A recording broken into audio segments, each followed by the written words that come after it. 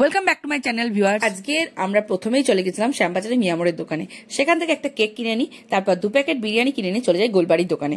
সেখান থেকে গোলবাড়ি কষা মাংস খেতে ইচ্ছা করে, তাই গোলবাড়ি কষা মাংস, তার সাথে 2টো fish fry, chicken cutlet, mutton cutlet, গোলবাড়ির পরোটা সবকিছু কিনে নিয়ে সবকিছু প্যাক করে নিয়ে আমরা চলে যাই আমাদের বাড়িতে। আজকে ছিল নন্দিতার ট্রিট দেয়া ওর বার্থডে পারপাসে। তো প্রথমেই আমরা ওকে একটা গিফট দিই, সেই গিফটটাকে ও খুলে তো খুব মজা পেয়ে যায়। গিফটটা দেখে ভীষণই খুশি হয়। ওর প্রোডাক্টটা অনলাইন থেকে কেনা ছিল, তাই জন্য ওকে দিয়ে ভালো করে ট্রাই করে দেখে নেওয়া হয় সব ঠিকঠাক আছে কিনা। তারপর ওর বার্থডে অ্যারেঞ্জমেন্ট শুরু হয় ওর জন্য। তারপর ফু দিয়ে ও কেক কাটা শুরু করে। Happy birthday to you. Cake কাটা, ছবি তোলা, সেগুলো শেষ করে নন্দিতা আমাদের সবাইকে কেক খাইয়ে দেয়, আমরা ওকে কেক খাওয়াই। তারপর কেক খাওয়ার পর্ব মিটিয়ে আমরা চলে যাই খাবার দাবার খেতে। আমাদের ঝোলা থেকে প্রথমেই বেরিয়ে আসে প্যান ফ্রাইড মোমো, যেটা আমরা শ্যামবাজারে একটা মোমোর দোকান থেকে নিয়েছিলাম। তারপর শ্যামবাজারের তৃপ্তি স্ন্যাক্স অ্যান্ড বার থেকে নিয়ে নিয়েছিলাম মিক্সড ফ্রাইড রাইস আর chilli chicken, dry chilli chicken. এটা কিন্তু দেখে হেভি টেস্টি লাগছে। এই হলো আমাদের শেয়ারেবল চাইনিজ প্ল্যাটার। তো চলো এবার রিভিউ দেবার পালা। ফার্স্টেই আমি এই মোমোটা ট্রাই করবো, প্যান ফ্রাইড মোমোটা। দেখতেই পাচ্ছ স্টাফিংটা খুব ভালো ছিল, খেয়ে দেখবো টেস্টটা কেমন। টেস্টটা কিন্তু দেখছো তো দারুণ টেস্ট ছিল। এটা ছিল গোলবাড়ির ফিশ ফ্রাই। দেখতেই পাচ্ছ ফিশ যেন চোখে দেখতে পাওয়া যাচ্ছে না, খেতেও একদম ভালো ছিল না। এরপর আমরা খেয়েছিলাম গোলবাড়ির মটন কাটলেট। মটন কাটলেট আমার একদম ভালো লাগেনি, কেমন একটা গন্ধ লাগছিল খাবারটার, মানে একটা মাংসের কাঁচা কাঁচা একটা গন্ধ, কিরকম একটা টাইপের খেতে লাগছিল, খুবই বাজে খেতে লেগেছিল, একদম ভালো লাগেনি। গোলবাড়ি থেকে কেনা 2টো আইটেম খারাপ বেরোলো। তারপরে আমরা টেস্ট করি গোলবাড়ির বিখ্যাত জিনিস, গোলবাড়ির কষা মাংস। জানি না এটার টেস্টটা কেমন হবে। 1 পিস করে মটন তুলে নিয়ে আমি আগে সবাইকে সার্ভ করে দিই। এরপর ঝুলি থেকে বেরিয়ে আসে গোলবাড়ির পরোটা।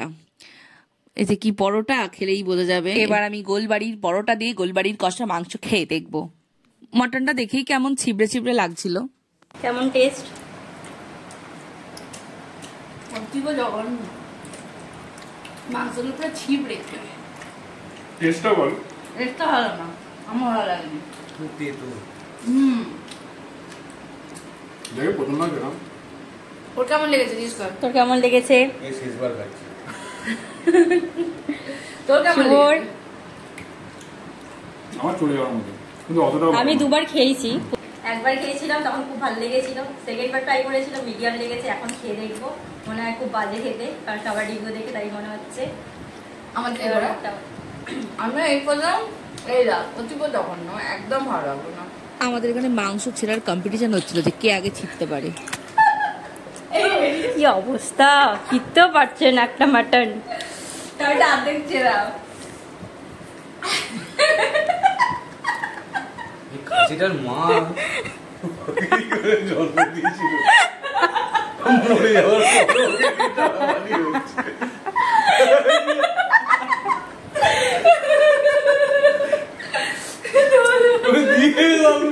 পাকিস্তানও দিয়ে দাও, চায়নাও দিয়ে দাও।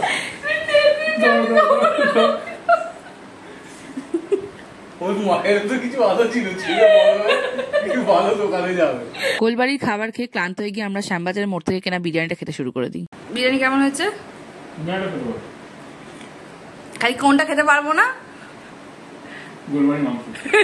গোলবাড়ি পরোটাটা খেতে পারবো? পরোটা খেতে পারবো? আচ্ছা, আর ফিশ ফ্রাই? ভালো ভালো, ফিশ ফ্রাইটা তাও ভালো। না আমার ওই দুটোর মধ্যে একটা। Chicken cutlet? চিকেন কাটলেটটা মোটামুটি। Mutton cutlet? মটনটা একদম বাজে, ফালতু।